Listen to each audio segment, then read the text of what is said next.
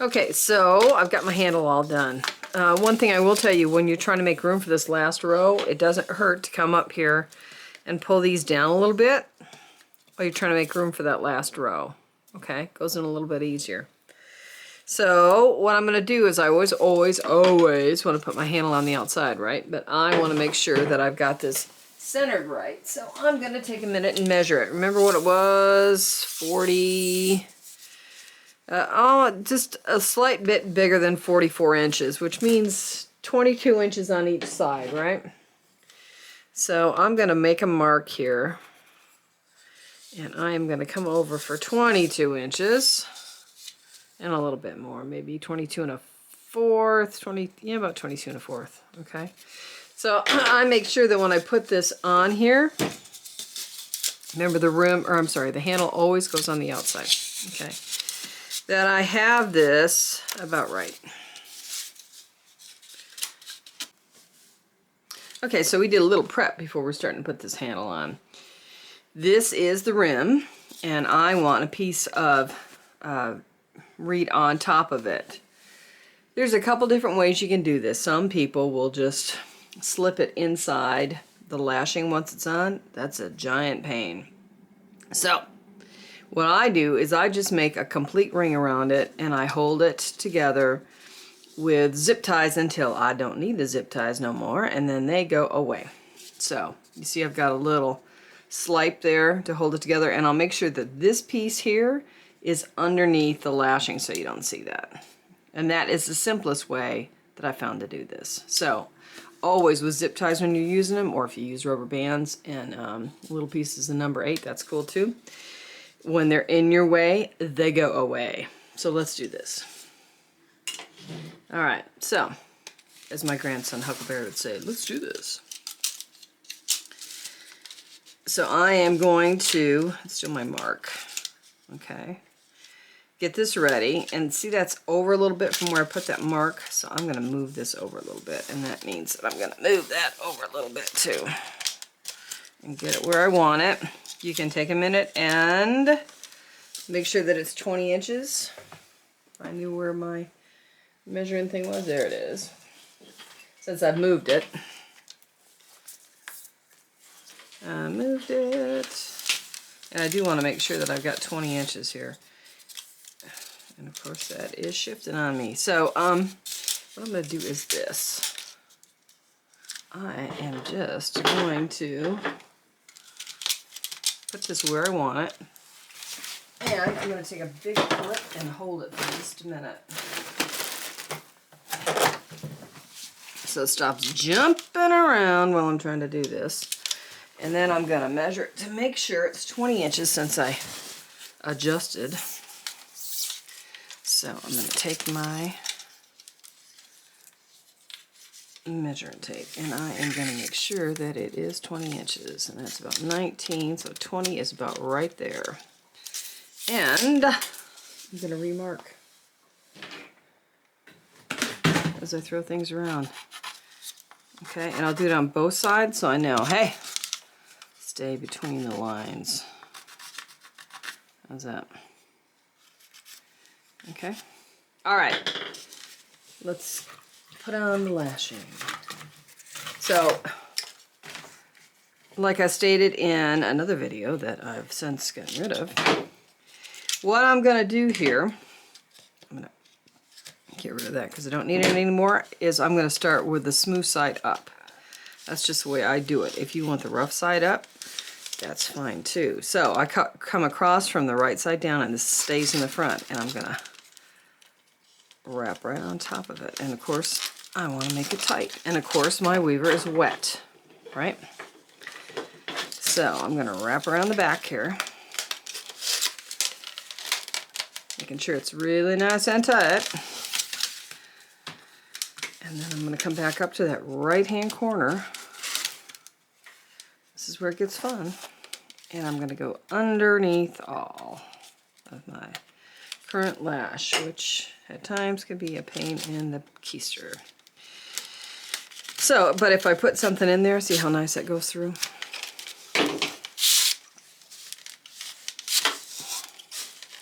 So I'm going to get that as tight as I can. And then I'm going to go down through all again.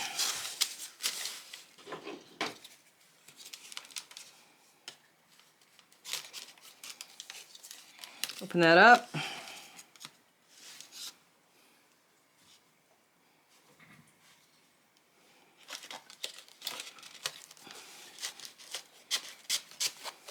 Okay, I'm going to pull it tight. Making sure everything is tightened up. There you go. So when you do these, make sure you're ready to start adding ribs because you want this to be wet when you do it. So there's one down. I have these 2 pivotal ribs in. Now what I've done is I've measured to make sure that they're both the right size, and I opted for something a little larger. These are about 30 inches. You don't have to go that big. You can bring it in some smaller, but that's what I opted for. So I have these in, and you got to thin these down, okay, by sliping them until they're at a point. And remember, they're just getting placed in here. They're not here for the duration. The weave does that. So what I'm going to show you is how I put in the other 2 of the first 3 on each side. Once again, take your reed, give it a little bit of a pressure, make sure it's good before you put it in, okay? Oh, and I want this at a slipe, right? I don't want a long tapered, whatever the heck that is. That's not going to hold. It's too, doesn't have any rigidity, okay? You don't want one of these. Those aren't going to stay either.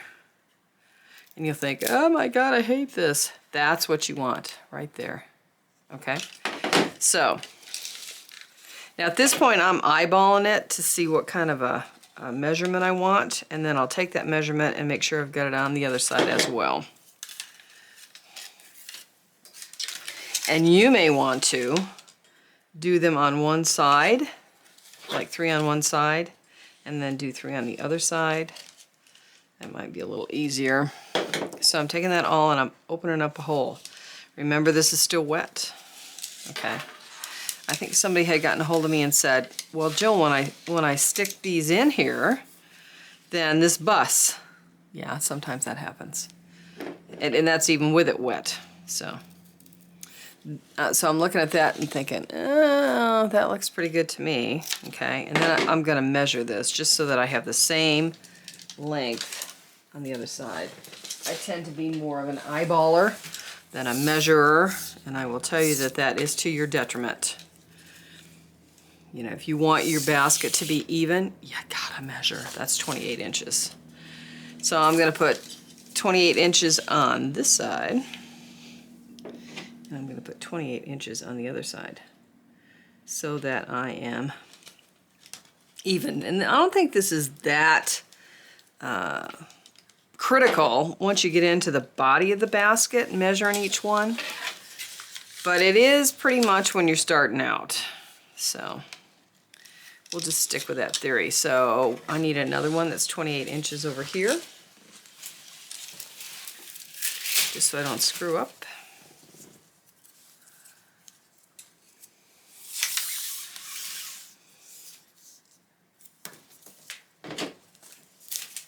I'm going to check that, make sure it's good, and put a slipe on it. Open it up over here. Just a little hole. Now the thing you can do, if this is getting dry, is you can always, you know, spray it with some warm water. But it's better when you're doing this to get these guys in, you know, like do your lashing and then get them in. Like yesterday, I had to go to a doctor's appointment. And instead of starting this, I just waited. I thought, you know what? It'll be dry, it'll be a pain. I don't want that. So I'm gonna do one more here. And then I'm gonna do one, just eyeballing it to see what I think I need. And then whatever that ends up being, I'll duplicate that on the other side. How's that?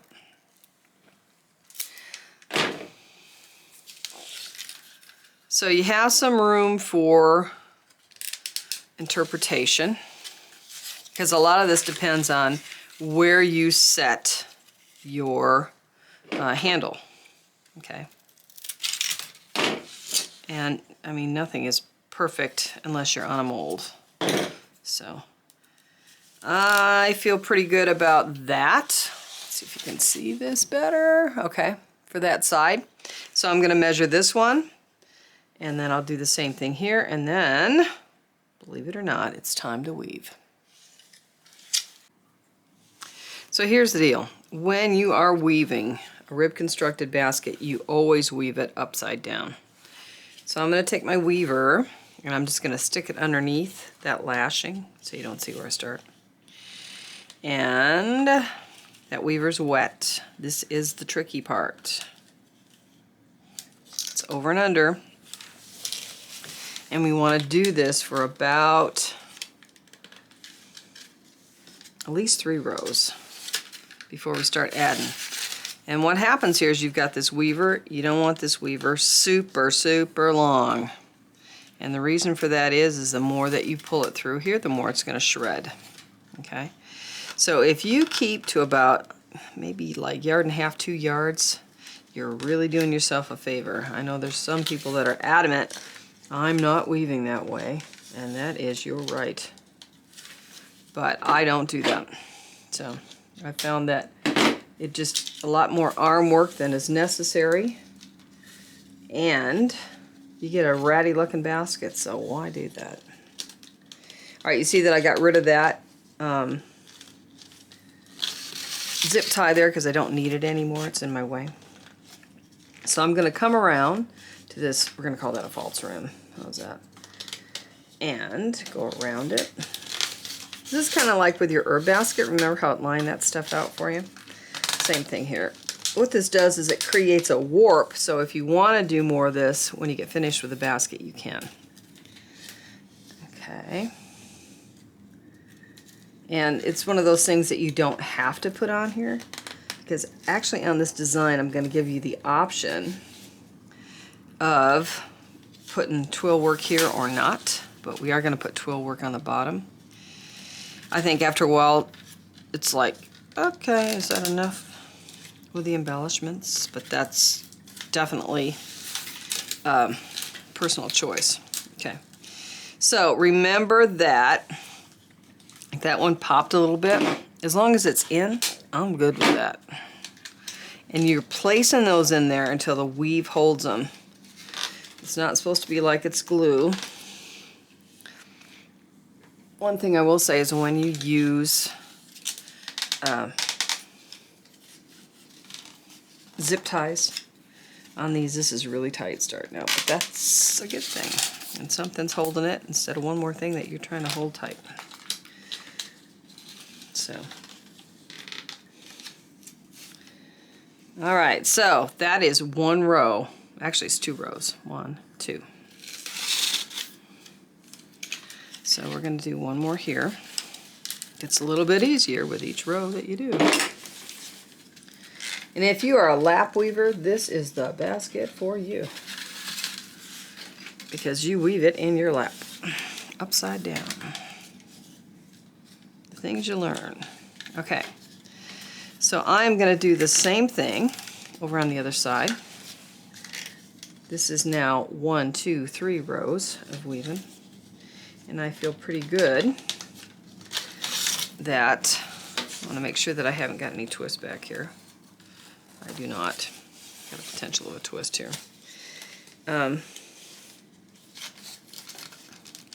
These are locked in, so I'm actually, you know, I think I'll do like 1 more row.